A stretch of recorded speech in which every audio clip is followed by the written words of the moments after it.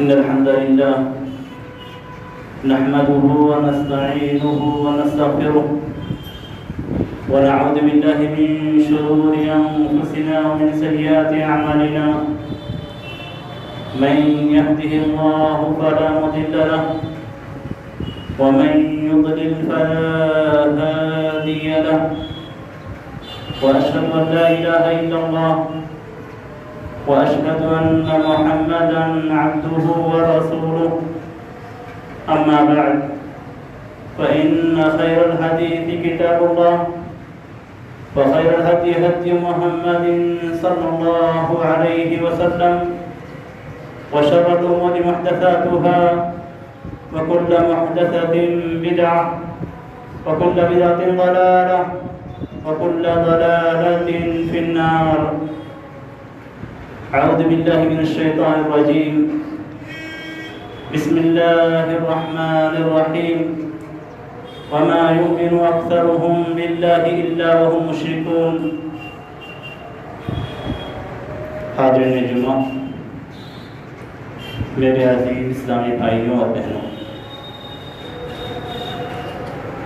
اللہ تبارک و تعالیٰ نے ہمیں اپنی عبادت کے لیے پیدا کیا ہے.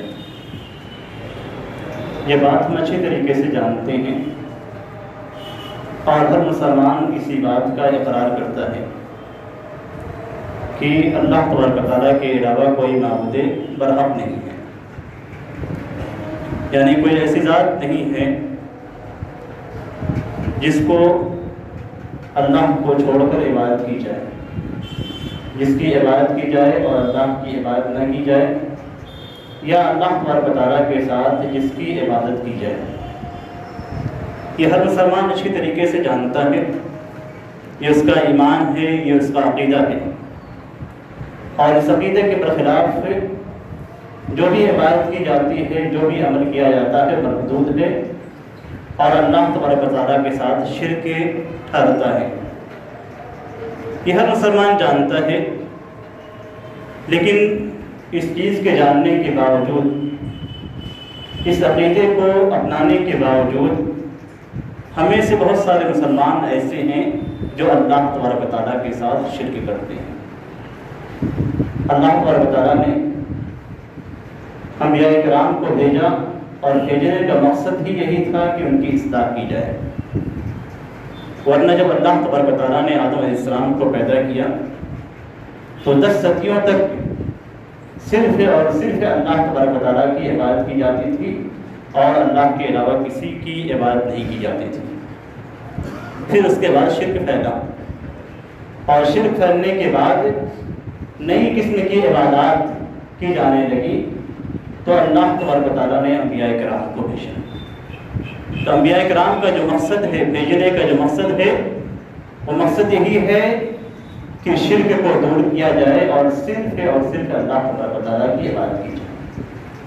گویا خلاصہ یہ ہے کہ کوئی بھی خلل اگر رب کی عبادت میں پیدا ہوتی ہے تو اسے دور کیا جائے گا.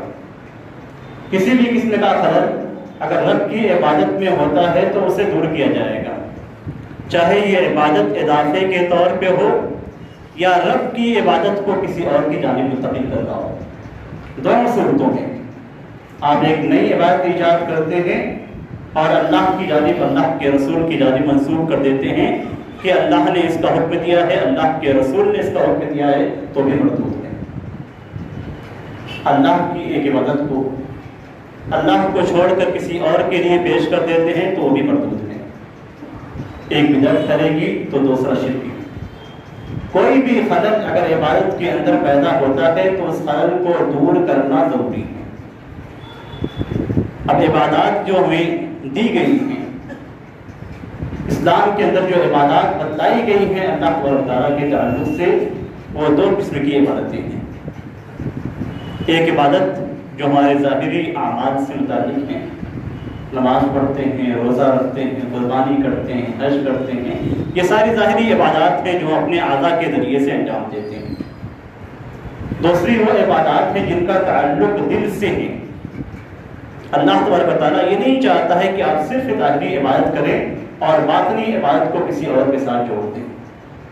اللہ تبارک و تعالیٰ یہ چاہتا ہے کہ آپ کا دل بھی اللہ سے جڑا ہوا ہو، آپ کا بدن بھی اللہ سے جڑا ہو۔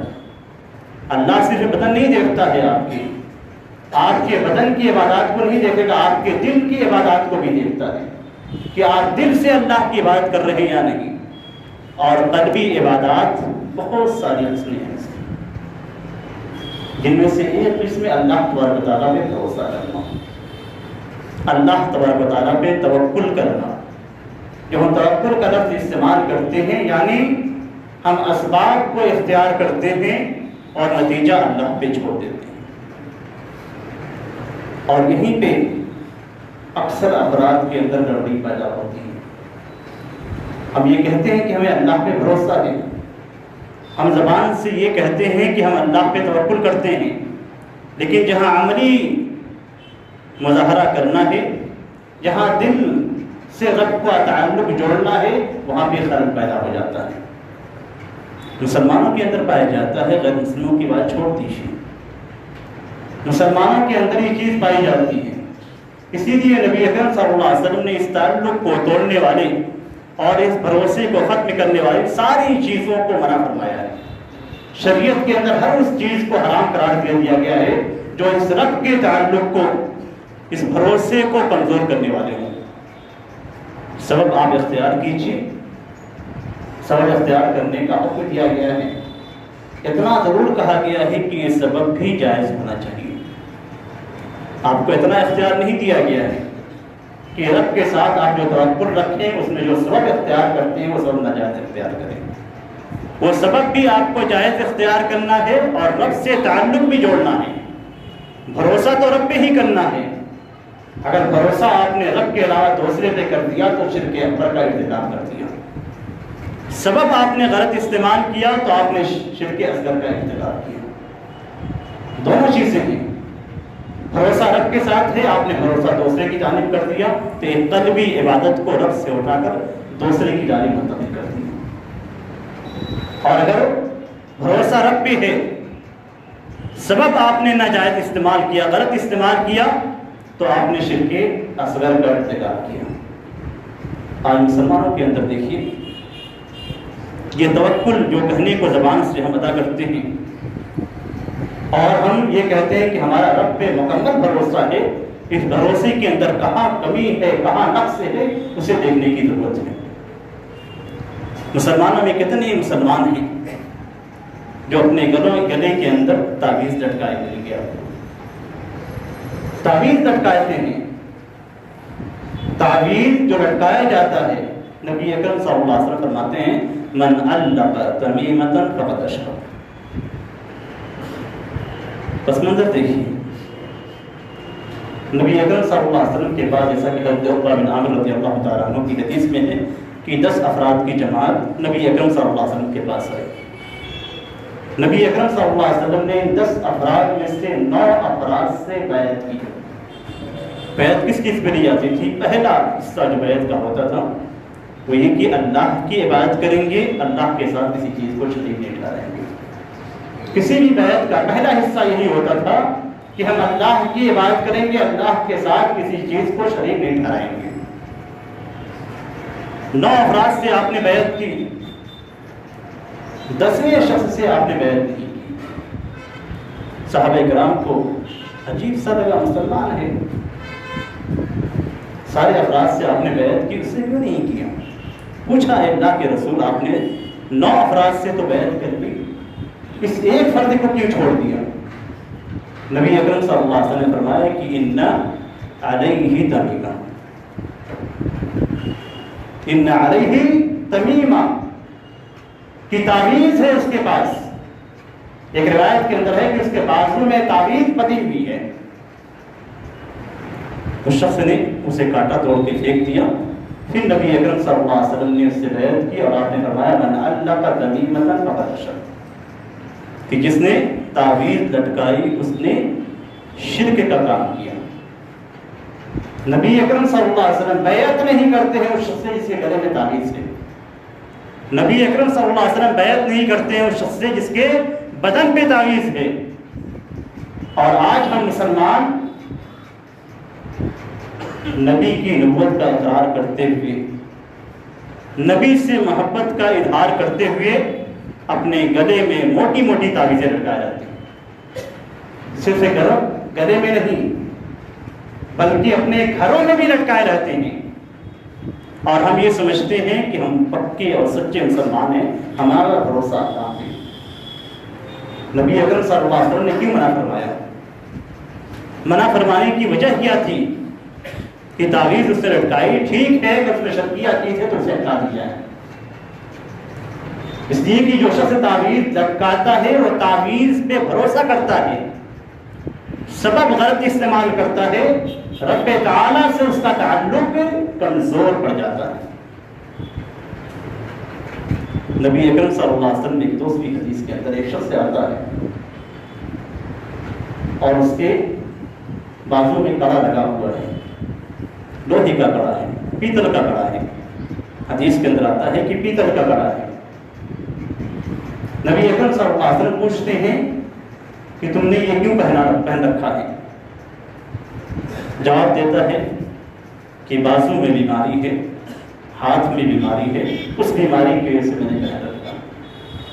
نبی اکرم صلی اللہ علیہ وسلم فرماتے ہیں کہ یہ تمہاری بیماری کے اندر اضافہ کر دے گا. مزید فرماتے ہیں فَإِنَّكَ لَوْ مِتَّ وَهِيَ عَلَيْكَ کہ اگر تمہاری موت اسی حالت میں ہو گئی تو موت کیسی ہوگی؟ کیا تصور کر سکتے ہیں آپ؟ اچھی موت ہوگی. یہ سوء خاتمہ کی علامات میں سے ایک علامت ہوگی. ہم تلاش کرتے ہیں کہ ہماری موت اچھی حالت میں ہو. نبی اکرم صلی اللہ علیہ وسلم فرماتے ہیں کہ ماں ابلغ تبدل، اگر موت ہو گئی تو کبھی تمہیں کامیابی نصیب نہیں ہوگی. موت کے بعد کون سی کامیابی چاہیے انسان کو؟ سوچیے آخرت کی کامیابی.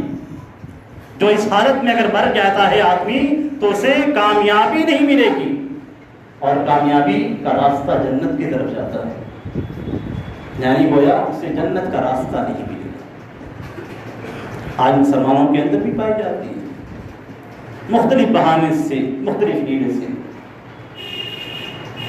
بعض افراد اپنے بازوؤں میں یا ہاتھ کے کسی حصے میں کڑا لگائے رہتے ہیں، مغناطیسی کڑا بولتے ہیں اسے، اور کہتے ہیں کہ یہ بی پی کو کم کرتا ہے. یہ وہی شکل ہے جو شکل اس وقت پائی جاتی ہے. اس شخص کا بھی یہی کہنا تھا کہ میں نے اپنے بازو کی بیماری کی وجہ سے اسے پہن رکھا ہے، بیماری کا ایک علاج کے طور پہ پہن رکھا ہے. آج مسلمان بھی وہی علاج کر رہے ہیں. اور حقیقت تو یہ ہے کہ یہ حدیثیں جو ہم سنتے ہیں، پڑھتے ہیں، اسے غیر مسلم بھی سنتے اور پڑھتے ہیں، اور ہم سے کہیں زیادہ باریکی کے ساتھ ان ساری احادیث کا مطالعہ کرتے ہیں، اور ہر وہ چیز جو اسلام کو کمزور کرنے والی ہے، مسلمانوں کے عقیدے کو بگاڑنے والی ہے، اس چیز کو ایجاد کرتے ہیں، مسلمانوں میں پھیلاتے ہیں. ہم میں سے کتنے مسلمان ہیں جو انگوٹھیاں پہنتے ہیں اپنے ہاتھوں میں، اور انگوٹھیوں میں مختلف قسم کے پتھر لگاتے ہیں جسے احجار کریمہ کہا جاتا ہے. مختلف قسم کے پتھر پہنتے ہیں، اس کی الگ الگ تاثیر بتلاتے ہیں، اس کی الگ الگ تاثیر بتلاتے ہیں کہ اس سے یہ ہوتا ہے، اس سے یہ فائدہ ہوتا ہے. بعض رزق کے لیے رکھتے ہیں، بعض کسی بلا کو دور کرنے کے لیے. مختلف قسم کی تاثیریں بتائی جاتی ہیں. یہ تاثیریں کیوں ہیں؟ حدیث کے اندر آتا ہے کہ جس نے وداع کا لفظ استعمال کیا گیا حدیث میں. وداع بولتے ہیں سمندر سے سفید قسم کے جو پتھر اور دوسری چیزیں نکلتی ہیں، سیپیاں ہیں، سیپیوں کی طرح سے گھونٹیلی چیزیں ہوتی ہیں. یہ چیزیں جو سفید سفید نکلتی ہیں اکثر سمندروں سے، اسے وداع سے تعبیر کیا جاتا ہے. نبی اکرم صلی اللہ علیہ وسلم فرماتے ہیں کہ اس نے اس چیز کو لوٹایا تو اللہ تبارک و تعالیٰ اس سے حسد کو، بلاؤں کو دور نہیں کرے گا.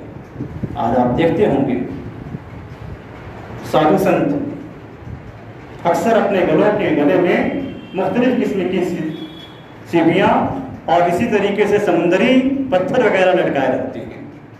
ان کے ہاتھوں میں بھی آپ دیکھیں گے انگوٹھیاں لگی رہتی ہیں.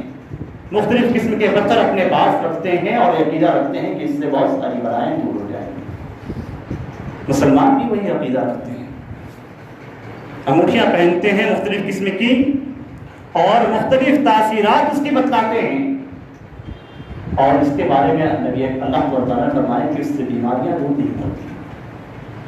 نبی اکرم صلی اللہ علیہ وسلم کی بد دعا ہے اس شخص کے لیے کہ جو شخص اس طرح کی چیزیں پہنتا ہے اس سے وہ مقصود حاصل نہیں ہوگا، اللہ تعالیٰ اس سے اس چیز کو دور کرے گا۔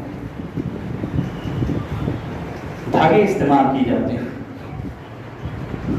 کتنے افراد کو آپ دیکھیں گے ہاتھوں میں دھاگے پہنے رہتے ہیں، بہت سارے افراد پیر میں دھاگے پہنے ہوتے ہیں، اور بہت سارے افراد اپنے کمر میں یا کندھے کے پاس سے لٹکائے رہتے ہیں۔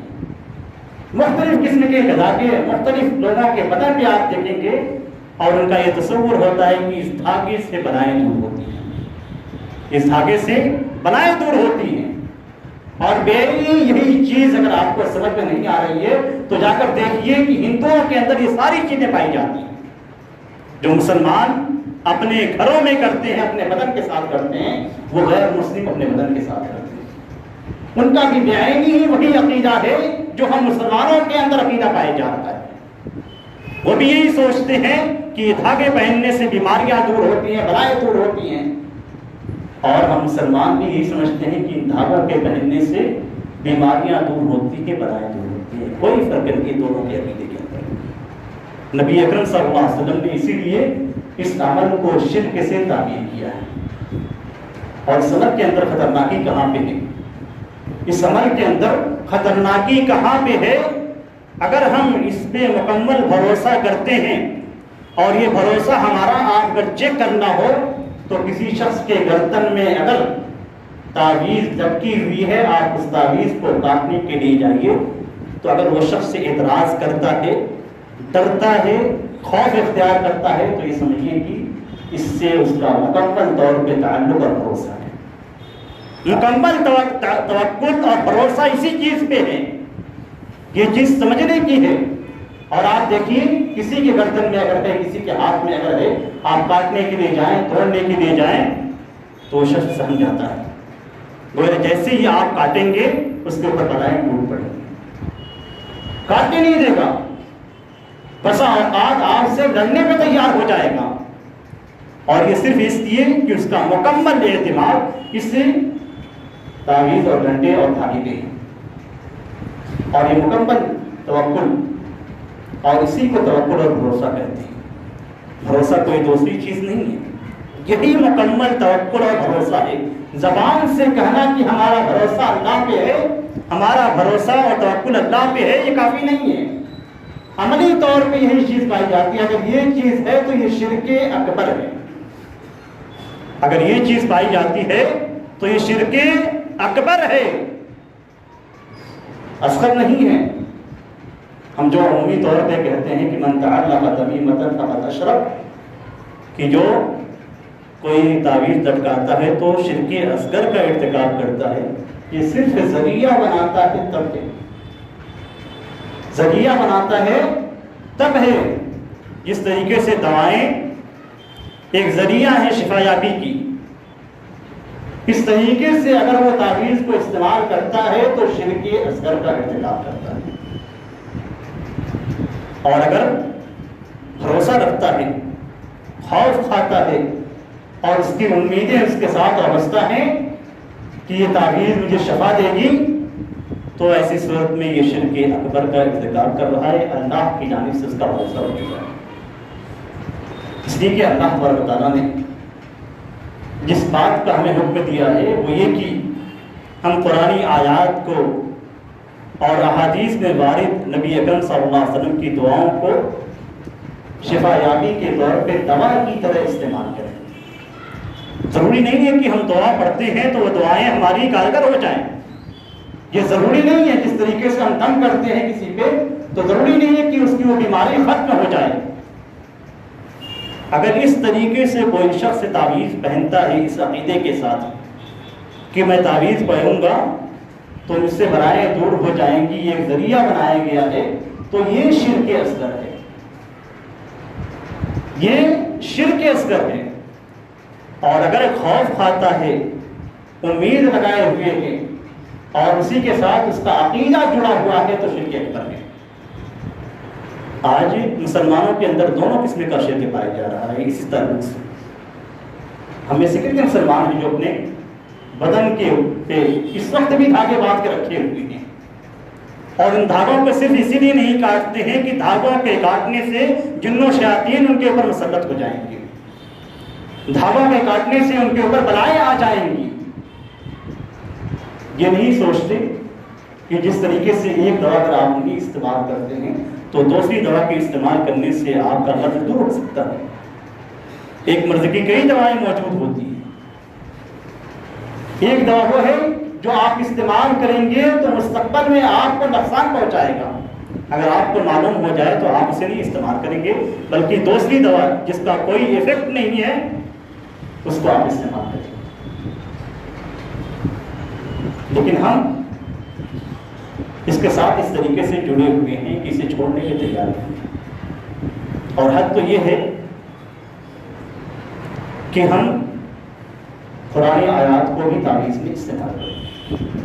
یہ مختلف ہی مسئلہ ہے، صحابہ کرام کے درمیان، تابعین کے درمیان اختلاف تھا اس مسئلے میں کہ اگر کوئی شخص سے قرآن آیات اور احادیث میں وارد دعاؤں کو لکھ کر لٹکا دیتا ہے تو کیا اس کا یہ عمل صحیح ہے یا صحیح نہیں ہے۔ آپ کو یہ بتا دوں اکثر صحابہ کرام کا موقف یہی ہے کہ اس کا یہ عمل درست نہیں ہے، اس کا یہ عمل درست نہیں ہے۔ صرف چند صحابہ کرام سے مروی ہے، وہ بھی اپنے بچوں کے تعلق سے، اور اس میں بھی اختلاف ہے کہ یہ ثابت ہے یا ثابت نہیں ہے۔ یہ مروی ہے کہ یہ عمل درست ہے، اور یہ معلوم ہونا چاہیے کہ جب صحابہ کرام میں آپس میں کسی مسئلے میں اختلاف ہو جاتا ہے تو کسی ایک صحابی کی بات کو یا کسی ایک موقف کو اختیار کرنا درست نہیں ہوتا۔ جیسے اس مسئلے کے اندر صحابہ کرام میں بعض صحابہ کرام جائز قرار دیتے ہیں، بعض ناجائز اور حرام قرار دیتے ہیں۔ قرآن آیات سے متعلق یہ تعویذ جو ہم لٹکاتے ہیں اس کے متعلق نہیں، جس میں ہندسے لکھے ہوتے ہیں، جس میں مختلف چیزیں لکھی ہوتی ہیں، جس میں شیاطین اور جنوں سے بھر لی جاتی ہیں، ان کے بارے میں نہیں کہا جاتا یہ تو شرک ہیں، اس میں کوئی شک ہی نہیں ہے۔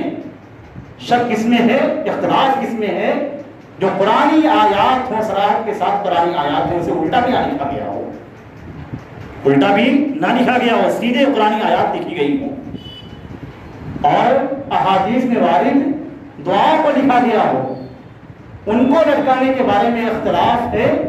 اور صحابہ کرام میں جب اختلاف ہوتا ہے تو صحابہ کرام کی باتوں کو چھوڑ دیا جاتا ہے۔ یہ کسی مسلک کی بات نہیں میں کر رہا ہوں، یہ حنفیہ کے اصول میں بھی لکھا ہوا ہے، احناف کی اصول کی کتابوں میں بھی لکھا گیا ہے کہ صحابہ کرام کی باتوں میں جب اختلاف ہو جاتا ہے تو ان کی باتوں کو چھوڑ کر کسی دوسری دلیل کو تلاش کیا جاتا ہے، کسی دوسری دلیل کو تلاش کیا جاتا ہے۔ اور دلیل کیا ہے؟ نبی اکرم صلی اللہ علیہ وسلم نے فرمایا من علق تمیمۃ فقد اشرک، جس نے کوئی بھی تعویذ لٹکائی، اردو میں اس کا ترجمہ یہی ہوتا ہے کہ جس نے کوئی بھی تعویذ لٹکائی، چاہے وہ تعویذ قرآن آیات میں کی لکھی ہوئی ہو یا شرکیہ الفاظ اس کے اندر موجود ہو، کسی بھی قسم کی تعویذ لٹکاتا ہے تو وہ شرک کرتا ہے۔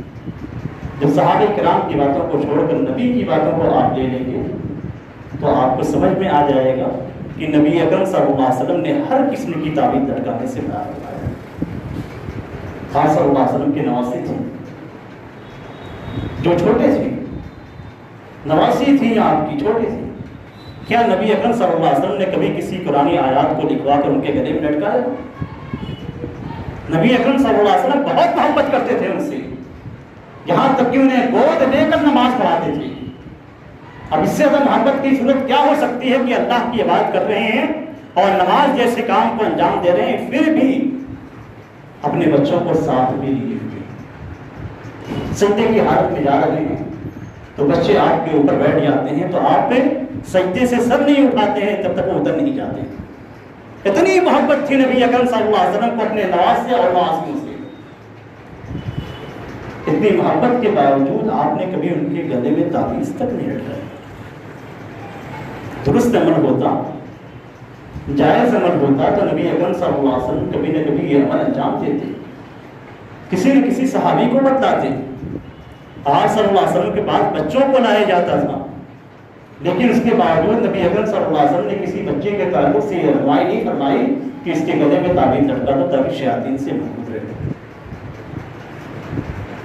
مزید اور چیزیں صحابہ کرام میں سے جن صحابہ کرام کی احادیث اس تعلق سے موجود ہیں، تعویذ کرنے کی حرمت سے متعلق ہیں، ان سارے صحابہ کرام کا موقف یہی ہے کہ یہ چیزیں حرام ہیں. اور جب صحابی کا قول اور اس کا فتویٰ ایک جیسا ہو تو ایسی صورت میں حدیث کو بھی لیا جاتا ہے، اس کے فتوے کو بھی لیا جاتا ہے. یہ وہ چیزیں ہیں جو اسلام میں خلل پیدا کرتی ہیں، جو ہماری عبادات کے اندر خلل پیدا کرتی ہیں. آج بہت سارے گھروں کے اندر دیکھا جاتا ہے کہ مختلف قسم کی آیات کو لکھ کے لٹکا دیا جاتا ہے. اکثر گھروں میں، دکانوں پہ چاروں گل اور اسی طریقے سے دوسری صورتوں کو لکھ کے لٹکایا جاتا ہے. یہ تعویذ ہے. آپ اپنے گردن کے اندر لٹکائیں یا اپنے گھروں کے اندر لٹکائیں یا اپنی دکانوں میں لٹکائیں، کہیں بھی لٹکائیں، یہ تعویذ ہے. اسی کو تعویذ کہا جاتا ہے. تعویذ کہتے ہیں پناہ مانگنے کے لیے کسی چیز کو آپ استعمال کریں، کسی چیز سے بچنے کے لیے، کسی مصیبت اور بلا سے بچنے کے لیے آپ کسی چیز کو آڑ بنائیں، یہی تعویذ ہے. آج ہم مسلمان شوق کے ساتھ کرتے ہیں. ہم مسلمانوں میں سے اکثر مسلمانوں کی دکانوں پہ چاروں پر اور مختلف قسم کے لوحے قرآنی لکھے ہوئے رہتے ہیں. یہ ساری چیزیں اس شرک کی اقسام میں سے ہیں. اور بہت سارے مسلمان ایسے ہیں جو آیت کریمہ کو اپنے گھروں کے اندر برکت کے طور پہ لٹکا دیتے ہیں لکھے ہوئے. بہت سارے ہیں جو زینت کے لیے استعمال کرتے ہیں. قرآن کریم اس میں کوئی شک نہیں ہے کہ بابرکت ہے. کتاب انزلناہ مبارک، کہ مبارک کتاب ہے جسے اللہ تعالیٰ نے نازل کیا ہے. لیکن آگے کیا فرماتا ہے وہ سننے کی ہے. اب تک پڑھو آیت. یہ مبارک کتاب ہے، لیکن مبارک کتاب لٹکانے کے لیے نہیں ہے، گھروں کی دیواروں کو خوبصورت بنانے کے لیے نہیں ہے، یا ان سے برکت حاصل کرنے کے لیے نہیں ہے کہ تعویذ کے طور پہ آپ کریں، بلکہ مبارک اس لیے ہے کہ وہ آپ کی زندگی کو بابرکت بنا دے گی جب آپ اس کی آیات کے اندر غور و خوض کریں گے، اس کے مطابق عمل کریں گے. ہم عمل تو کرتے نہیں ہیں، صرف قرآن کو سہارے کے طور پہ پیش کرتے ہیں جسے نبی اکرم صلی اللہ علیہ وسلم نے شرک قرار دیا. ہماری بہت ساری گاڑیاں اور بائک ایسی ہیں جن کے آگے پیچھے ہم آیات لکھتے ہیں. یہ آیات کے ساتھ بے حرمتی ہے.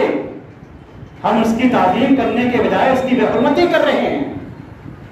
گھروں کے اندر زینت کے طور پہ استعمال کرتے ہیں تو یہ قرآن کی بے حرمتی ہے. اپنی بائک پہ لکھتے ہیں تو قرآن کی بے حرمتی ہے. اپنی گاڑیوں پہ لکھتے ہیں تو قرآن کی بے حرمتی ہے. اپنے گھر کے دروازوں پہ اگر لکھتے ہیں تو قرآن کی بے حرمتی ہے. اپنی بلڈنگیں تیار کرتے ہیں اس پہ لکھتے ہیں تو قرآن کی بے حرمتی ہے. بلکہ اگر ہم عقیدہ رکھتے ہیں کہ اس کے دیکھنے سے لا حول ولا قوت الا باللہ کے پڑھنے سے نظر بد نہیں لگے گی، یا اس کے لکھ دینے سے نظر بد نہیں لگے گی، تو یہ تعویذ ہے. یہ تعویذ ہے. اور اسی مقصد کے تحت مشرکین اسے استعمال کرتے تھے. ودعا کا جو لفظ استعمال کیا گیا ہے اس کے تفسیر میں، اس کی شرح میں علماء کرام لکھتے ہیں کہ اسے مشرکین استعمال کرتے تھے تاکہ حسد اور اسی طریقے سے نظر بد کو دور کیا جائے. اور ہم بھی نظر بد کو دور کرنے کے لیے اپنے دروازوں پہ ماشاء اللہ لا حول ولا قوت الا باللہ لکھتے ہیں. سامنے والے کے دل میں اگر حسد ہے، سامنے والے کے دل میں اگر نظر بد ہے، نظر اس کی خراب ہے، تو آپ کی اس لکھنے سے کوئی فرق نہیں پڑنے والا ہے. اس لکھنے سے کوئی فرق نہیں پڑنے والا ہے. تذکیر کے طور پہ آپ گھروں میں لکھ سکتے ہیں. جہاں سو رہے ہیں وہاں سونے کی دعائیں لکھ سکتے ہیں. حمام ہے، داخل ہونا ہے، داخل ہونے سے پہلے آپ کہیں دیوار پہ دعا لکھ دیتے ہیں. تو اس طرح کی دعائیں آپ تذکیر کے طور پہ لکھ سکتے ہیں، لیکن اسے زینت کے طور پہ نہیں لکھا جائے گا، اس کے زینت کے طور پہ نہیں رکھا جائے گا.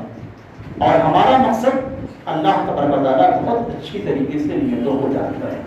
جو ہمارا مقصد ہے ہم یہ اچھی طریقے سے جان لیں کہ ہم اگر لکھتے ہیں تو زینت کے لیے ہم اسے لکھ رہے ہیں یا تذکیر کے یا دہانی کے طور پہ لکھ رہے ہیں. اس نیت کو اللہ تبارک و تعالیٰ بہتر جانتا ہے اور اسی کے مطابق ہمیں اجر دے گا. اس لیے ہمیں اپنے اسلام کو محفوظ کرنا ہے, اپنے عقیدے کو بچانا ہے. اللہ کی عبادت میں کسی قسم کے خلل واقع ہو اس سے اپنے آپ کو دور کرنا ہے. اللہ تبارک و تعالیٰ سے دعا ہے کہ اللہ تبارک و تعالیٰ مسلمان کے عقیدے کو محفوظ رکھے اور ہر قسم کے شرکیات اور بدعات سے اسے بچائیں. آمین. بارک اللہ فی القرآن العظیم ونفعني وإياكم بما فيه من الآيات والذكر الحكيم إنه تعالى جواد كريم ورحمة الله.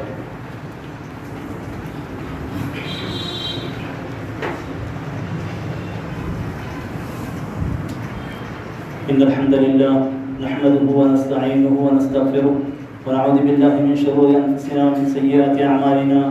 من يهده الله فلا مضل له ومن يضلل فلا هادي له وأشهد أن لا إله إلا الله وأشهد أن محمدا عبده ورسوله. أما بعد فإن خير الحديث كتاب الله وخير الهدي هدي محمد صلى الله عليه وسلم وشر الأمور محدثاتها وكل محدثة بدعة وكل بدعة ضلالة وكل ضلالة في النار.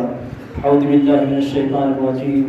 إن الله وملائكته يصلون على النبي يا أيها الذين آمنوا صلوا عليه وسلموا تسليما. اللهم صل على محمد وعلى آل محمد كما صليت على إبراهيم وعلى آل إبراهيم إنك حميد مجيد. اللهم بارك على محمد وعلى آل محمد كما باركت على إبراهيم وعلى آل إبراهيم إنك حميد مجيد. عباد الله رحمني ورحمكم الله. إن الله يأمر بالعدل والإحسان وإيتاء ذي القربى وينهى عن الفحشاء والمنكر والبغي يعظكم لعلكم تذكرون. واذكروا الله يذكركم وادعوه يستجب لكم ولذكر الله أكبر والله يعلم ما تصنعون.